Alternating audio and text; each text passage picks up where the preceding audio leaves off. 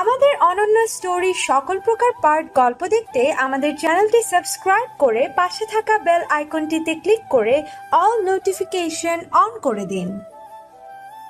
রাসেল, কাজ শেষ।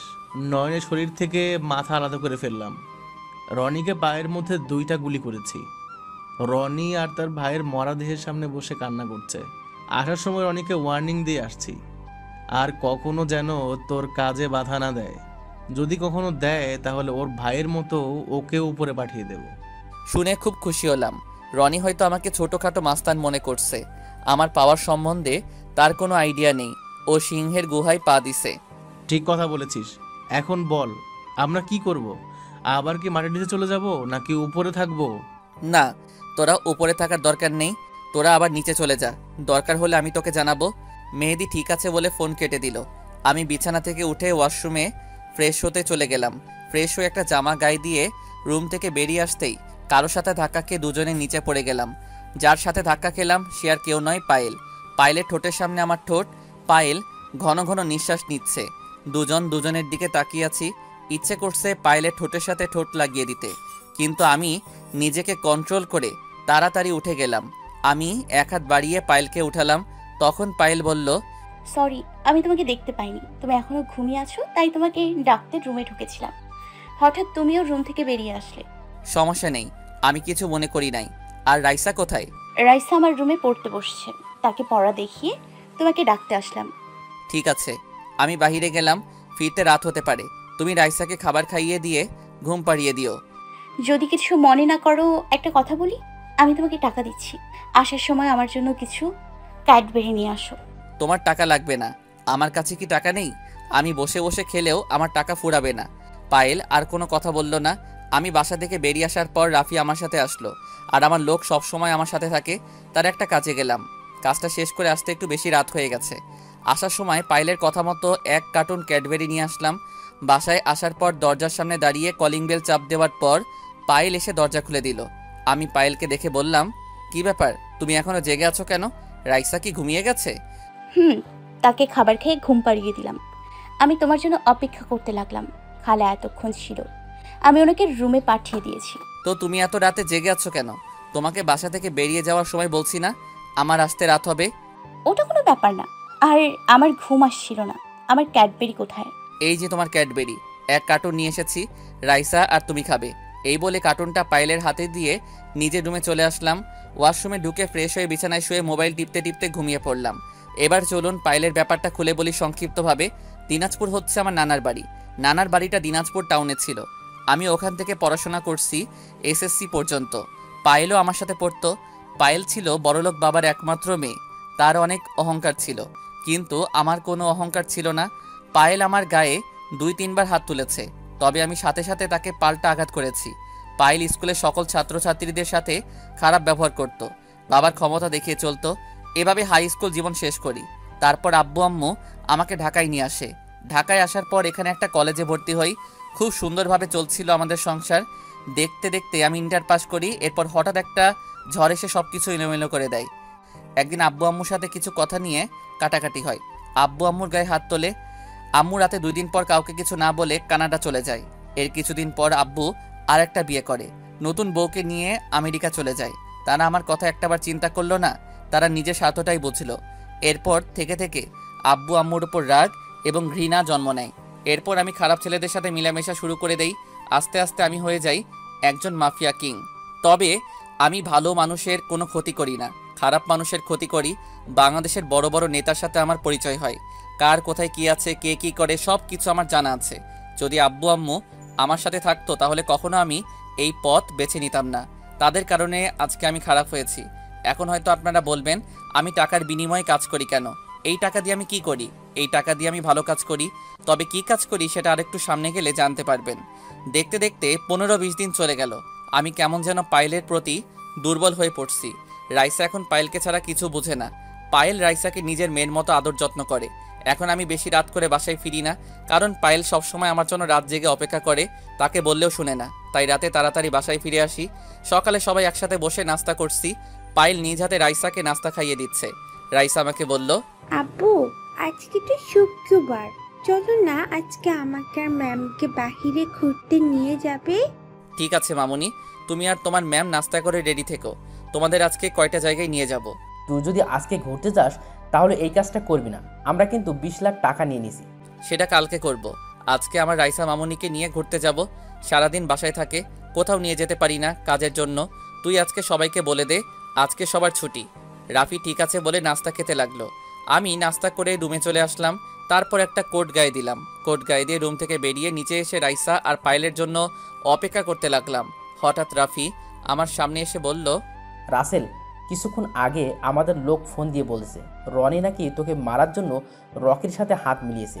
তুই ওদের নিয়ে একা একা বের হওয়া ঠিক হবে না, যদি পথে তোর ওপর আক্রমণ করে। ঠিক বলেছিস, তুই আমাদের সব লোককে বলে দে আজকে যেন ছুটি না কাটাই। সেটা তুই বলার আগেই সবাইকে আমি বলে দিছি। সবাই বাইরে গাড়ি নিয়ে তোদের জন্য অপেক্ষা করছে। খুব ভালো করছিস, তাহলে তুইও রেডি হয়ে নে আর সাথে আমার জিনিসগুলো নিয়ে নিবি। সেটা নিয়ে তোকে ভাবতে হবে না, আমি এখনই সবগুলো গাড়িতে নিচ্ছি। তুই রাইসা আর পায়েলকে নিয়ে বের হ। এই বলে রাফি চলে গেল। হঠাৎ সিঁড়ির উপর চোখ পড়তে আমি পুরো অবাক হয়ে গেলাম। আজকে পায়েলকে অনেক সুন্দর লাগছে। নীল রঙের একটা শাড়ি পরেছে। তাহলে সে বড়লোকের মেয়ে, এখন শাড়িও পরতে পারে। পায়েল দেখে ইচ্ছে করছে তাকে একটাবার জড়িয়ে ধরি, কিন্তু আমি ওকে কোন অধিকারে জড়িয়ে ধরবো? সে তো আমার ভালোবাসার মানুষ না, আমার বউ না, তাহলে কেন আমি তাকে জড়িয়ে ধরবো? হঠাৎ রাইসার ধাক্কায় ধ্যান ভাঙলো। তখন রাইসা বলল, আব্বু দেখো তো আমাকে এবং ম্যামকে কেমন লাগছে। ম্যাম আমাকে সাজিয়ে দিয়েছে। অনেক সুন্দর লাগছে মামুনি, এখন চলো আমরা বেরিয়ে পড়ি। পায়েলের হঠাৎ মুখটা কেমন হয়ে গেল। পায়েল মনে করছে আমি তাকে বলবো শাড়িতে তোমাকে অনেক সুন্দর লাগছে, তার রূপের প্রশংসা করব। আমরা বাসা থেকে বেরিয়ে আমার গাড়িতে উঠলাম। আজকে আমি নিজে গাড়ি চালাবো। পায়েল আর রাইসা আমার সাথে সামনের সিটে বসলো। রাফি সহ আমাদের সাথে মোট 10 গাড়ি আসছে। প্রথমে একটা হাসপাতালের সামনে গেলাম, তারপর পায়েল এবং রাইসাকে গাড়ি থেকে নামতে বললাম। রাইসা আর পায়েল গাড়ি থেকে নামার পর সিকিউরিটি গার্ড আমাকে দেখে সালাম দিল। সবাইকে নিয়ে হাসপাতালের ভিতরে ঢুকলাম। হাসপাতালের ভিতরে ঢুকে ম্যানেজারের কেবিনে গেলাম। ম্যানেজার আমাকে দেখে দাঁড়িয়ে সালাম দিল আর বলল, স্যার আপনি আসবেন, আমাকে একটাবার বলতেন আমি নিজেই আপনার বাসায় চলে আসতাম। আমি এখানে আসছি হাসপাতালটা দেখার জন্য। কোনো অসুবিধা হচ্ছে না তো? রোগীদের খেয়াল ঠিক মতো রাখেন তো? আমরা সবাই রুগীদের খেয়াল রাখছি, তাদের সবসময় সেবা যত্ন করি, তাদের কোনো কিছুর কমতি রাখছি না। আপনি রুগীদের সাথে কথা বললে বুঝতে পারবেন। আমি আপনার কথা বিশ্বাস করি বলে আপনাকে ম্যানেজারের দায়িত্ব দিচ্ছি। আমার আর দেখা লাগবে না। রাফি ম্যানেজারকে 50 লাখ টাকা দিয়ে দেয়। এই বলে রাইসা আর পায়েলকে নিয়ে হাসপাতাল থেকে বেরিয়ে আসলাম। তারপর গাড়িতে উঠে একটা এতিমখানার সামনে গেলাম। আসার সময় ওদের জন্য কিছু জামা কাপড় এবং খাবার নিয়ে আসলাম। সবাইকে জামা কাপড় দিলাম আর সবার সাথে বসে খাবার খেলাম।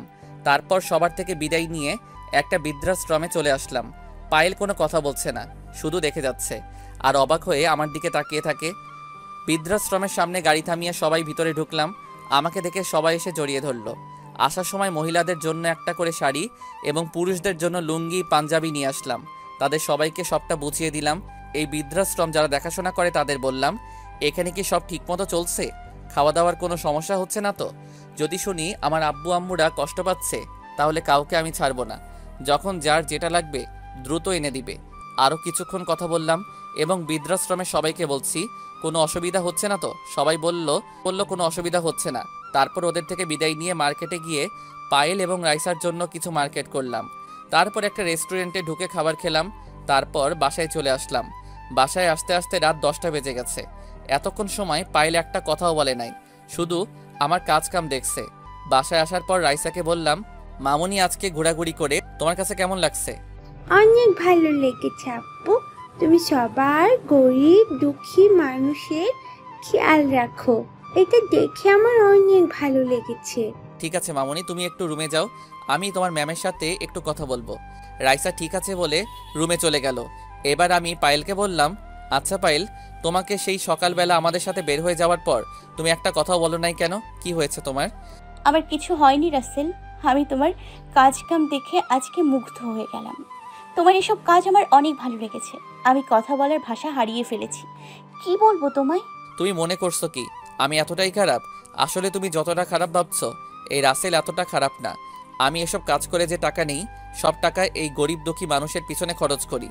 এখন হয়তো তুমি বলবে এসব হারাম টাকা, আমি বলবো একটা টাকাও হারাম না, কারণ এসব টাকা গরিবদের হকের টাকা। বড় বড় নেতা গরিবদের পেটে লাথি দিয়ে এসব টাকা নিছে, আর সেই টাকা আমি কাজের বিনিময়ে নিয়ে আসি, আর সেই টাকা দিয়ে তাদের জন্য হাসপাতাল, এতিমখানা, স্কুল, বৃদ্ধাশ্রম এগুলো করে দিছি। হঠাৎ দেখি পায়েলের চোখে পানি। তখন আমি বললাম, এই পায়েল, তুমি কান্না করছো কেন?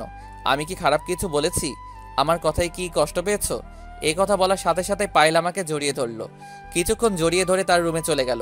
আমি তো কিছুই বুঝতে পারলাম না। এত কিছু বুঝে লাভ নেই। আমি আমার রুমে চলে আসলাম। রুমে এসে ফ্রেশ হয়ে বিছানায় শুয়ে পড়লাম। পরের দিন সকালে রাফি এবং কিছু লোক নিয়ে রকির আস্তানায় গেলাম। রকি হয়তো আমাকে এভাবে তার এখানে দেখবে আশা করে নাই। রকির সাথে রনিও আছে। তখন রকি বলল, আরে ভাই, আপনি আমার এখানে? আপনি একটা ফোন দিলে তো আমি আপনার কাছে চলে আসতাম। আপনি শুধু শুধু কষ্ট করে আসতে গেলেন কেন? ওই তোরা ভাইকে চেয়ার দে। আমি এখানে বসতে আসি নাই, শুধু তোকে আর রনিকে একটা ওয়ার্নিং দিতে আসছি। শুনেছি রনি নাকি আমাকে মারার জন্য তোর কাছে এসেছে। তুই যদি আমার বা আমার লোকদের উপর একটা আঘাত করিস, তাহলে তোদের দুইটাকে দুনিয়ায় বাঁচিয়ে রাখবো না। কথাটা মনে রাখিস। ভাই, আপনি মানুষের কথা বিশ্বাস করবেন না। কোথায় আপনি আর কোথায় আমি? আমি তো আপনার একটা পশম ছিঁড়তে পারবো না। তাহলে রনি তোর কাছে এসেছে কেন? তোর তো ওর সাথে ভেজাল ছিল। ভাই, রনি আমার কাছে ক্ষমা চাইতে এসেছে। সেই তার ভুল বুঝতে পেরেছে, তাই আমিও তাকে ক্ষমা করে দিছি।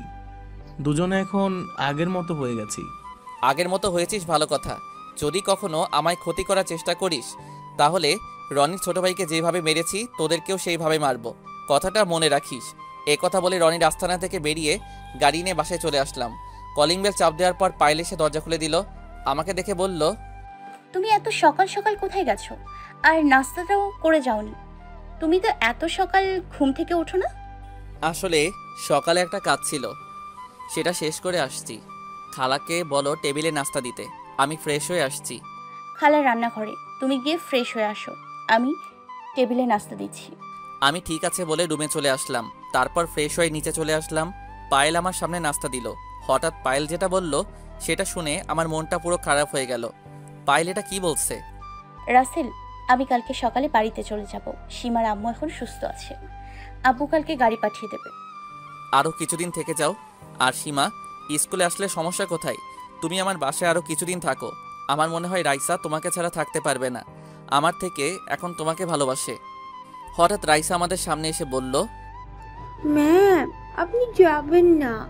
আপনাকে ছাড়া আমি থাকতে পারবো না। আপনি চলে গেলে আমার সাথে কে খেলবে? কে আমাকে খাইয়ে দিবে?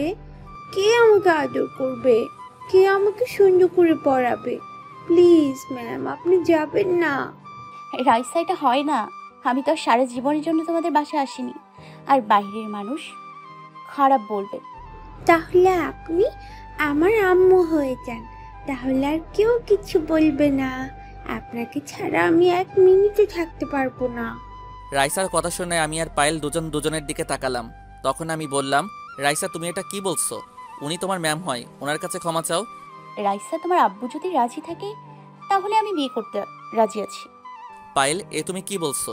তোমার আব্বু আম্মু কখনো আমার কাছে তোমাকে বিয়ে দিবে না। তারা যদি আমার নাম শুনে কখনো তোমাকে আমার হাতে তুলে দিবেন। কেন তুলে দেবে না? তুমি তো আর খারাপ কাজ করো না। তুমি গরিব দুঃখী মানুষের জন্য কাজ করে যাচ্ছ। আর একটা সত্যি কথা বলো তো, তুমি কি আমাকে ভালোবাসো না? না। আমি পায়েলের কথা শুনে কি বলবো কিছুই ভেবে পাচ্ছি না। কি করে বলবো পায়েল, আমিও যে তোমাকে ভালোবেসে ফেলেছি, কিন্তু আমি যে কাজ করি এটা শুনে তোমার আব্বু আম্মু কখনো আমার কাছে বিয়ে দিবে না। তখন আমি বললাম, আমি তোমাকে ভালোবাসি, কিন্তু তোমার আব্বু আম্মু কি আমাকে মেনে নিবে? সেটা তুমি আমার উপর ছেড়ে দাও। তাদের রাজি করার দায়িত্ব আমার। যদি তারা রাজি না হয় তখন তুমি কি করবে? সব বাবা মা চায় মেয়েকে ভালো ছেলের সাথে বিয়ে দিতে, কিন্তু আমার মতো মাফিয়া এবং খুনির কাছে কি তোমার আব্বু আম্মু বিয়ে দিবে? আমার আব্বু আম্মু আজ পর্যন্ত আমি যা চেয়েছি তাই এনে দিয়েছে। সত্যি কথা বলতে, আমিও তোমাকে অনেক ভালোবেসে ফেলেছি। না, আমি এখন তোমাকে ম্যাম বলে ডাকবো না, আম্মু বলে ডাকবো। আজকে আমার আব্বু আম্মু সবাই আছে, কেউ বলতে পারবে না তোর আব্বু আম্মু মারা গেছে। কে বলেছে তোমার আব্বু আম্মু মারা গেছে? আজকে থেকে আমিও তোমার আম্মু। রাইসা আর কোনো কথা না বলে পায়েলকে জড়িয়ে ধরে কান্না করে দিল। হঠাৎ রাফি এসে বলল, রাসেল, তোর সাথে পার্সোনাল কিছু কথা আছে, তুই যদি একটু শুনতি। পায়েল, তুমি রাইসাকে নিয়ে একটু রুমে যাও, আমি রাফির সাথে কথা বলে আসছি। পায়েল ঠিক আছে বলে রাইসাকে নিয়ে রুমে চলে গেল। তারপর আমি রাফিকে বললাম, এবার বলো, কি এমন পার্সোনাল কথা?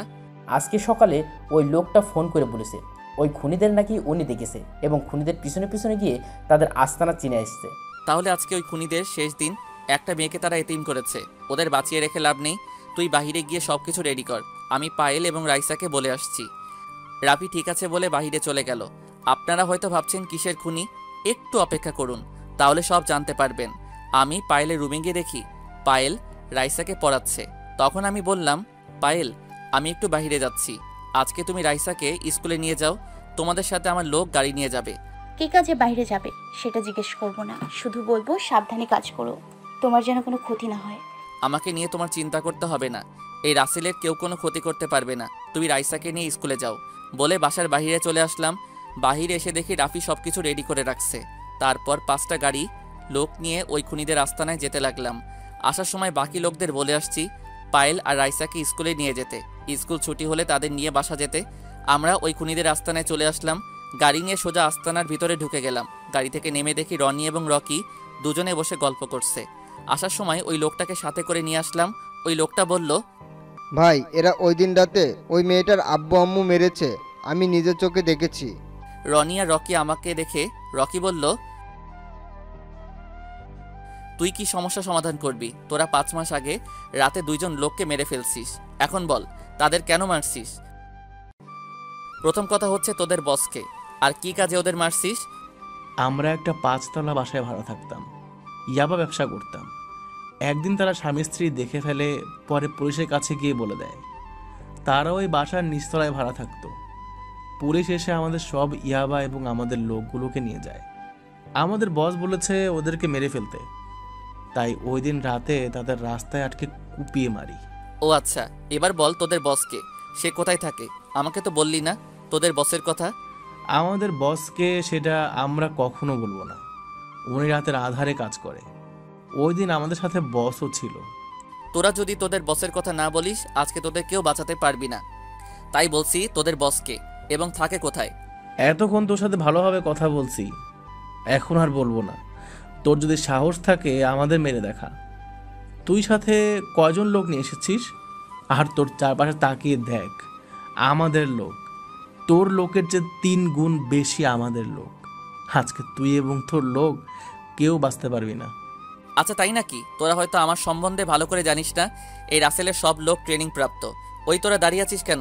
ওদের মেরে ফেল। আমি কথাটা বলার সাথে সাথে আমার লোক গুলি করা শুরু করে দিচ্ছে। নি আর রকি লোক চারপাশে লুকিয়ে গুলি করা শুরু করে দিচ্ছে। আমরা আসার সময় সবকিছু রেডি করে আসছি, মানে আমাদের শরীরে যেন গুলি না লাগে সে ব্যবস্থা করে আসছি। রনি আর রকি সব লোক গুলি খেয়ে মাটিতে গড়াগড়ি খাচ্ছে। আমি রনি আর রকির পায়ে গুলি করলাম, ওরা সাথে সাথে মাটিতে বসে পড়লো। তাদের সব লোক মারা গেছে। আমি এবার রনি আর রকির সামনে একটা চেয়ার নিয়ে বসলাম। তারপর বললাম, বেঁচে থাকতে চাইলে তোদের বসের নাম বল, সে থাকে কোথায়? যদি না বলিস তাহলে আজকে তোদের শেষ দিন। আমার কথা শুনে দুজনেই ভয় পেয়ে গেল। তখন রকি বলল, আমাদের বস আর কেউ নয়, আমজাদ খান। সে আগে বাহিরে ছিল, 7 মাস আগে বাংলাদেশে আসে, তারপর অবৈধ ব্যবসা শুরু করে। তবে আমাদের বসকে কেউ এখনো দেখেনি। উনি বাংলাদেশের শেষ বর্ডারে থাকে। আর ওই দিন স্বামী স্ত্রীকে আমরা মারি নাই, মেরেছে আমাদের বস, কারণ পুলিশ তার 1 কোটি টাকার ইয়াবা নিয়ে গেছে। আমজাদ খানের কথাটা শুনে বুকের ভিতর কেমন মোচড় দিয়ে উঠল। কে এই আমজাদ খান? আমি যাকে চিনি সে আবার নয় তো? যদি সে হয় তারপরেও তাকে আমি বাঁচিয়ে রাখবো না, তার প্রতি আমার অনেক রাগ আছে। তখন আমি রাফিকে বললাম, রাফি আমি গাড়িতে গিয়ে বসছি, তুই ওদের কি করবি করে আয়। ঠিক আছে, তুই গিয়ে বাড়িতে বস, ওদের ব্যবস্থা আমি করে আসছি। আমি আর কোনো কথা না বলে বাইরে এসে গাড়িতে গিয়ে বসলাম। 10 মিনিট পর রাফি সবগুলো লোক নিয়ে বেরিয়ে আসলো। সব লোক গাড়িতে উঠে বসলো। রাফি আমার সাথে সামনের সিটে বসলো। তখন রাফি বলল, দুজনের একটা করে হাত এবং একটা করে পা কেটে দিলাম, আর আমজাদ খানের ঠিকানা নিয়ে আসলাম। ওই শালা নাকি সিলেটের শেষ মাথায় থাকে। ঠিক আছে, ওর ব্যবস্থা পরে করব, এখন বাসায় চল। আমার কথা শুনে রাফি আর কোনো কথা বলল না। তারপর আমরা বাসায় যেতে লাগলাম। আপনারা হয়তো সব কিছু বুঝতে পারছেন, যদি কেউ না বুঝেন তাহলে আমি বুঝিয়ে বলছি। আমি যাদের খুনের কথা বলছি তারা আর কেউ নয়, রাইসার আব্বু আম্মুর কথা বলছি। ওই দিন রাতে রাইসার আব্বু আম্মুকে গাড়িতে করে কবরস্থানে আসার সময় একটা লোক আমাকে এসে বলে সে নাকি ওই খুনিদের চেহারা দেখেছে, তাদের একবার দেখলে চিনে ফেলবে। এরপর ওই লোকটাকে নিয়ে খুনিদের খুঁজতে থাকে। ওই লোকটা একটা অফিসে চাকরি করে। ওই দিন অফিসে কাজের চাপ বেশি থাকায় অফিস থেকে আসতে অনেক রাত হয়ে যায়। কোনো গাড়ি না পেয়ে হেঁটে হেঁটে বাসায় যাচ্ছিল। আপনাদের সাথে কথা বলতে বলতে বাসায় চলে আসলাম। আমি গাড়ি থেকে নেমে দরজার সামনে এসে কলিং বেল চাপ দেওয়ার পর পায়েল এসে দরজা খুলে দিল। আমাকে দেখে বলল, যাক, তোমার কিছু হয়নি। আমি তো অনেক চিন্তা করছিলাম তোমার জন্য। একমাত্র আল্লাহ ছাড়া এই রাসেলের গায়ে কেউ আঘাত করতে পারবে না। আমার যে ক্ষতি করতে আসবে সবগুলোকে মেরে নদীতে ভাসিয়ে দিব। ঠিক আছে, এখন কথা না বলে রুমে গিয়ে ফ্রেশ হয়ে আসো। আমি তোমাদের টেবিলে খাবার দিচ্ছি। আমি ঠিক আছে বলে রুমে চলে আসলাম। ওয়াশরুমে ঢুকে ফ্রেশ হয়ে একটা জামা গায়ে দিয়ে নিচে আসলাম। একটা চেয়ার টেনে বসলাম। কিছুক্ষণ পর রাফি এসে বসলো। পায়েল আমাদের দুজনকে খাবার বেড়ে দিচ্ছে। তখন আমি বললাম, আচ্ছা পায়েল, খালা কবে আসবে সেটা কি তোমাকে বলেছে? আমার কাছে তো কিছুই বলেনি। যাওয়ার সময় বলে গেছে কিছুদিন থেকে তারপর চলে আসবে। ও ঠিক আছে, তুমিও আমাদের সাথে বসে পড়ো। আর রাইসা কোথায়? ওকে তো দেখছি না। রাইসাকে খাবার খাইয়ে দিয়ে ঘুম পাড়িয়ে দিয়েছি, সে এখন ঘুমোচ্ছে। আমি আর কোনো কথা না বলে খাবার খেয়ে রুমে চলে আসলাম। কিছুক্ষণ পর পায়েল আমার রুমে এসে বিছানায় শুয়ে আমাকে জড়িয়ে ধরলো। এই পায়েল, তুমি এটা কি করছো? আমাদের এখনো বিয়ে হয়নি, তুমি আমাকে জড়িয়ে ধরলে কেন? আমার মন চাইছে তাই তোমাকে জড়িয়ে ধরেছি। আর বিয়ে হয়নি তো কি হয়েছে, বিয়ে তো একদিন হবে। আমরা তো খারাপ কিছু করতে যাচ্ছি না। আগে আমাদের বিয়ে হোক, তারপর তুমি যা খুশি করো, আমি তোমাকে বাধা দিব না। আমাদের ব্যাপারে তোমার আব্বু আম্মুকে সবকিছু খুলে বলছো? এখনো কিছু বলি নাই, আগে তোমার সাথে কিছুদিন প্রেম করব, তারপর আব্বু আম্মুকে বলবো। ঠিক আছে, এখন আমাকে ছাড়ো। না, ছাড়বো না। আমাকে এখন একটা কিস করো, তারপর চেয়ে দিব। আচ্ছা পায়েল, হঠাৎ তোমার কি হলো? তুমি আগে আমার সাথে কিভাবে কথা বলতে, আর এখন কিভাবে কথা বলছো? আগে তো তোমার কথা মতোই চলেছি এবং তোমার সাথে আমার কিছু ছিল না। এখন তুমি আমার ভালোবাসা, তাই এখন সাহস বেড়ে গেছে। তুমি আমার মতো মাফিয়াকে কেন ভালোবাসালে? আমার এই জীবনের কোনো নিরাপত্তা নেই। কখন শত্রু এসে আমাকে মেরে ফেলে তার কোনো নিশ্চয়তা নেই। তোমাকে যদি কেউ মেরে ফেলে তাহলে সেদিন আমিও তোমার সাথে মরে যাব। আমি তোমাকে অনেক ভালোবাসি। তোমাকে ভালোবেসেছি শুধুমাত্র গরিব দুঃখীদের পাশে দাঁড়ানোর জন্য। আর আমি জানি তুমি ভালো মানুষের কোনো ক্ষতি করবে না, তুমি খারাপ মানুষের ক্ষতি করবে। তুমি জানো পায়েল, যখন রাস্তা দিয়ে গাড়ি নিয়ে যাই তখন এইসব গরিব দুঃখীদের রাস্তার পাশে পড়ে থাকতে দেখি, তখন নিজের কাছে অনেক খারাপ লাগে। তাই ওদের জন্য এই কাজগুলো করে যাচ্ছি। আর আমার এই খারাপ কাজ করার কোনো ইচ্ছে ছিল না। একমাত্র আব্বু আম্মুর কারণে এই পথটা বেছে নিতে বাধ্য হয়েছি। আমি বলি কি, তুমি এসব কাজ ছেড়ে দাও। আমরা দুজনে বিয়ে করে আবার সবকিছু নতুন করে শুরু করব। এখন আমি এই কাজ ছাড়তে পারবো না। আমি তখনই এই কাজ ছেড়ে দিব যখন বাংলাদেশ থেকে সব ময়লা আবর্জনা পরিষ্কার করতে পারবো। সেই দিন আমি নিজেই এসব কাজ ছেড়ে দিব। এখন ছেড়ে দিলে খারাপ লোকগুলো চান্স পেয়ে যাবে। রাস্তাঘাটে মানুষ নিরাপদে চলতে পারবে না। একমাত্র আমার কারণে এই দেশের মানুষ নিরাপদে চলতে পারে। আমার কথাটা শেষ হতে না হতেই পায়েল এমন কিছু করবে সেটা আমি কখনো ভাবতে পারিনি। পায়েল আমার সাথে এটা কি করলো? আমার কথা শেষ হতেই পায়েল আমার ঠোঁটের সাথে ঠোঁট লাগিয়ে দিল। আমাকে শক্ত করে জড়িয়ে ধরে কিস করতে লাগলো। প্রায় 5 মিনিট পর ছেড়ে দিল। আমি হাঁপাতে হাঁপাতে বললাম, পায়েল, এটা তুমি কি করলে? আমি তোমার কাছে এমন কিছু আশা করি নাই। আমি বলছি না আমাদের বিয়ের আগে কিছু হবে না? আমি তো বেশি কিছু করিনি, শুধু তোমাকে কিস করেছি। আর আমি তোমাকে ভালোবেসে কিস করেছি। ঠিক আছে, এখন তুমি আমার রুম থেকে যাও। দেখো রাইসা একা একা কি করছে। পায়েল ঠিক আছে বলে রুম থেকে বেরিয়ে গেল। দেখতে দেখতে 1 মাস চলে গেল। পায়েল আর আমার ভালোবাসা আগের মতো আছে। কালকে নির্বাচন, এই 1 মাসে আর কোনো কাজ করি নাই। নির্বাচন শেষ হলে আমার একটা মিশন আছে। দেখতে দেখতে নির্বাচন শেষ হলো। এবারও জাহিদ খান পাশ হয়েছে, তার বিপক্ষ প্রার্থী বসে গেছে। তাই জাহিদ খানের কাছ থেকে কেউ নিতে পারে নাই। আজকে পায়েল তাদের বাড়িতে চলে যাবে। সব কিছু গুছিয়ে নিচে আসলো, সাথে রাইসাও আছে। রাইসা আমার পাশে একটা চেয়ার টেনে বসলো। পায়েল রাইসার পাশে চেয়ার টেনে বসলো। তখন রাইসা বলল, আম্মু, তোমাকে ছাড়া আমি থাকতে পারবো না, প্লিজ তুমি তাড়াতাড়ি চলে এসো। ঠিক আছে আম্মু, কিছুদিন অপেক্ষা করো, তারপর আম্মু একেবারের জন্য তোমার কাছে চলে আসবো। তোমার নানা নানিকে তো রাজি করাতে হবে। তুমি যদি রাজি করাতে না পারো তাহলে আমি তাদের কাছে তোমাকে ভিক্ষা চাইবো, তারপরেও তোমাকে আমার আম্মু বানাবো। পায়েল রাইসাকে জড়িয়ে ধরে কান্না করে বলল, তুমি আমাকে এত ভালোবাসো কেন? তোমাকে ছেড়ে যেতে মন চাইছে না। কারণ তোমাকে আমি অনেক ভালোবাসি, নিজের আপন মা বানিয়েছি। তোমাকে ছাড়া থাকবো কি করে? আমি নানা নানির সাথে কথা বলে তোমাকে বাসায় নিয়ে আসবো। তুমি চিন্তা করো না আম্মু, তোমার নানানের রাজি না হলেও আমি তোমার কাছে চলে আসব। এখন কান্না থামাও, নাস্তা শেষ করে নাও। আর তোমার আব্বু বলেছে কেন তোমাকে এত জরুরি বাসায় যেতে? সেটা বলে নাই, তবে বলেছে আমার জন্য নাকি খুশির সংবাদ আছে, সেটা বাড়িতে গেলে বলবে। ও, নাস্তা শেষ করে নাও, তোমার আব্বু গাড়ি পাঠিয়ে দিচ্ছে। রাফি আমাকে বলছে তোমার গাড়ি চলে এসেছে। পায়েল আর কোনো কথা না বলে নিজে নাস্তা করলো, সাথে রাইসাকে খাইয়ে দিল। নাস্তা শেষ করার পর আমার লোকগুলোকে বললাম পায়েলের ব্যাগ গাড়িতে নিয়ে রাখতে। পায়েল রাইসাকে বলল, রাইসা মামুনি, তুমি একটু বাইরে যাও তো, তোমার আব্বুর সাথে আমি একটু কথা বলে আসছি। রাইসা ঠিক আছে বলে রাফির সাথে বাসার বাহিরে চলে গেল। রাইসা আর রাফি বেরিয়ে যাওয়ার সাথে সাথে পায়েল আমাকে জড়িয়ে ধরে ঠোঁটের সাথে ঠোঁট লাগিয়ে দিল। প্রায় 5 মিনিট পর ছেড়ে দিয়ে নিজেই কান্না করতে লাগলো। তখন আমি বললাম, এই পায়েল, তুমি কান্না করছো কেন? তোমাকে শক্ত হতে হবে, তুমি এভাবে ভেঙে পড়লে তো কিছুই হবে না। তোমাকে ছেড়ে যেতে মন চাইছে না, আমার মনের ভেতর কেমন জানি ভয় লাগছে, আমি না তোমাকে হারিয়ে ফেলি। এরকম ভয় পেলে চলবে? তুমি তোমার আব্বু আম্মুকে বুঝিয়ে বললে হয়তো তারা রাজি হয়ে যাবে, আর না হলে মনে করব তুমি আমার কপালে ছিলে না। যদি আব্বু আম্মু রাজি না হয় তাহলে তুমি কি আমাকে নিয়ে এসো, আব্বু তোমাকে দেখলে আমাকে এমনিই তোমার হাতে তুলে দেবে। শোনো পায়েল, আমি নিজের ক্ষমতা দেখিয়ে তোমাকে তুলে আনতে পারবো না। তোমার আব্বু আম্মু যদি আমার হাতে তোমাকে তুলে দেয় তাহলে আমি তোমাকে নিয়ে আসবো। আব্বু আম্মু না রাজি হলে তুমি আমাকে ভুলে যাবে? আমার কথা তোমার একটু মনে পড়বে না? আমাকে ভুলে থাকতে হবে, হয়তো কিছুদিন খারাপ লাগবে, পরে এমনি ঠিক হয়ে যাবে। রাসেল, শেষবারের মতো আমাকে আরেকটা কিস করবে? হয়তো এটা আমার শেষ কিস, আর আব্বু আম্মু রাজি হলে সারা জীবন তোমার ওই ঠোঁট দুটো নিজের করে রাখবো। আমি আর কোনো কথা না বলে পায়েলের ঠোঁটের সাথে ঠোঁট লাগিয়ে দিলাম। কিছুক্ষণ পর দুজন দুজনকে ছেড়ে দিয়ে বাহিরে চলে আসলাম। পায়েল গাড়িতে ওঠার আগে রাইসাকে কিছুক্ষণ জড়িয়ে ধরে কান্না করেছে। অনেক কষ্টে রাইসাকে পায়েলের কাছ থেকে ছাড়িয়ে আনলাম। তারপর পায়েল চলে গেল। আমি রাইসাকে কোলে করে রুমে নিয়ে আসলাম। তখন রাইসা বলল, আব্বু আম্মু কি আর ফিরে আসবে না? আমি আম্মুকে ছাড়া থাকতে পারবো না। আমি অনেক ভালোবাসি আম্মুকে। কে বলেছে তোমার আম্মু আসবে না? দেখবে কিছুদিন পর তোমার আম্মু তোমার কাছে চলে আসবে। তুমি কান্না করো না। তোমার কথা যেন সত্যি হয় আব্বু। এই বলে রাইসা আমার কোলে শুয়ে পড়ল। রাইসার ঘুম আসার পর তাকে রেখে রুম থেকে বেরিয়ে আসলাম। নিচে আসার পর রাফি বলল, শোন রাসেল, আমজাদ খানের আস্তানায় আমাদের লোক পাঠিয়েছি, বলেছি যে করেই হোক তার সব খবর আমাদের দেওয়ার জন্য। ভালো করছিস।